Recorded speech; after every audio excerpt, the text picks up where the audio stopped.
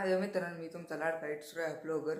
तर आज मित्रांनो चला आपण जरा घरावर जाऊन बघूया ही वस्ती काय काय करते ती पोरं काय बघूया जरा. इकडं 2 दिसत येते मागाशी मी, म्हणून म्हणलं थांबा जरा आपण एक व्हिडिओज टाका यूट्यूबला. तर फुल व्हिडिओ बघा मित्रांनो, फनी आहे व्हिडिओ. आमची वस्ती कशी दलिंद्र आहे ती गायांना काम नाही ती मित्रांनो, बघू शकता तुम्ही ही वस्ती आमची.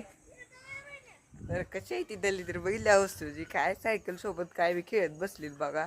पण मी तुम्हाला एकच सांगतो, ही आमची वस्ती अशी आहे की इथं सगळं आहे, पाणी सोय आहे.